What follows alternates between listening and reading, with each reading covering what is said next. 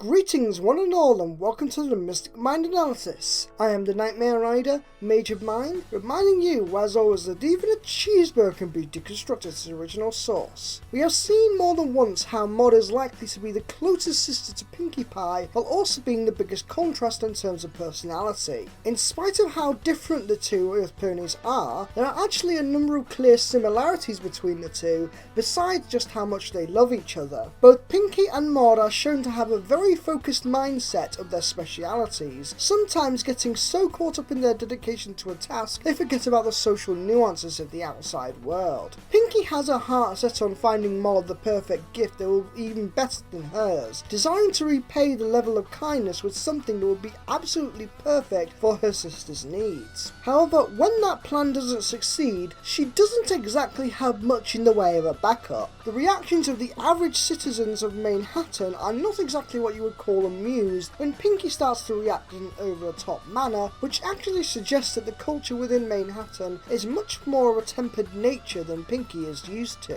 Within Ponyville, the Crystal Empire, and even Canterlot, where Pinkie is a well-recognised citizen who brings joy to people's lives, her hyperactive nature is largely expected. It's part of what makes Pinkie a delight to be around when planning parties and making cakes for everyone. However, in Manehatten, where Pinkie is just another face in the crowd, especially compared to other ponies who may very well be stressing out in their day-to-day busy lives, she is seen as a social oddity, making a scene through her loud behaviour where no one is perceived to need to be so. This seems to be the first time where Pinkie actually has someone call the authorities to deal with her, since her desperation to enter a closed shop to the average pony is more than a little cause for concern. Rarity can handle Pinkie's enthusiasm more because she is used to it, to the point where she expects it so much from Pinkie that she can mimic our beloved pink Earth pony to a hilariously accurate degree. The ultra focus of the Pie family is also experienced by Rarity, as she finds how difficult it is to get Maud's attention, who is equally focused on all of the geological formations as Pinkie is on finding a gift for this speciality. The humour in this episode is as creative as I would expect any episode featuring Maud to be. Maud's deadpan snark continues to make it all the more curious how others read her subtle emotions into her, which makes me wonder if there is more to Maud than we see at first glance. After all, the only times we have seen her break her monotone voice were during the rescue of Pinkie from her own obstacle course, and also when she was hugging Pinkie directly.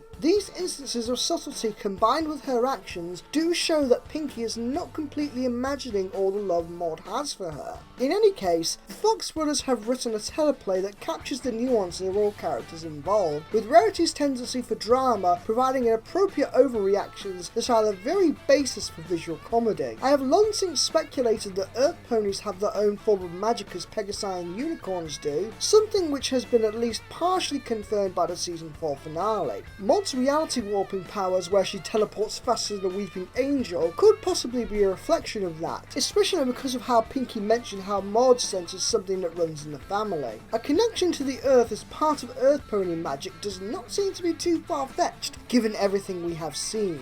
In spite of Rarity's usage in the plot, her own side story of finding a location in Manehatten to open up a boutique feels a bit tacked on. The reason being that it barely comes up at all during the episode, and seems to be quite sudden when we have not had a lot of time to actually witness for ourselves how well the Canterlot boutique is doing. This is not the worst possible reason Rarity could have for being there, it is just underutilised, feeling like an afterthought or an excuse on the part of Josh Haber and the story writer. This also ties into the fact that Pinkie could have easily asked Rarity to make her a rock pouch for Maud, considering how much of an expert seamstress Rarity is. The thought never comes up, and we don't get any excuses for the reasoning why Rarity could not gather materials to make one. Plot did not need to be drastically different to facilitate this either, as there could have been a special quality about the pouch Pinkie wanted to get that could be only obtained within that one shop. It could have easily given Rarity more to do than simply react to Pinkie Pie and occupy for more attention for her, giving the story more substance and adding more weight to the moral of giving gifts as an expression of love and kindness rather than a value competition. The moral still does work with everything we have gotten, even with the minor plot hole. We know that Pinkie has never tried to devalue the love she feels for Maud through gift exchanging, plus it shows Pinkie is considerably more mature than we may give her credit for. Pinkie is willing to sacrifice her party cannon, something that is initially used as a running gag but is cleverly turned into a plot device through the use of Chekhov's gun, an action that would be almost unthinkable in any other scenario, considering just how important it is for Pinkie to use it in announcing her love for making others smile. This is a moral that will especially work with smaller children in the audience, since toddlers often have difficulty controlling their emotions due to an underdeveloped self-control areas of the brain.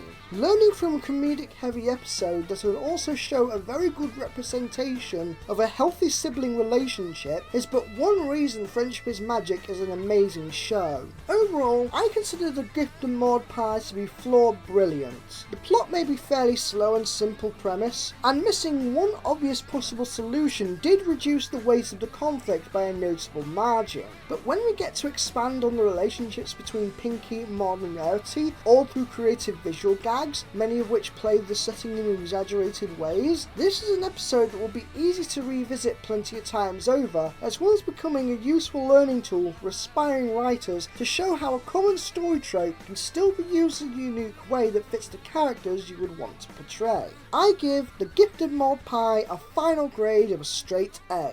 What did you think of this episode? Feel free to discuss it in the comments below. Until the next time, this is the Nightmare Rider, Mage of Mind, riding out.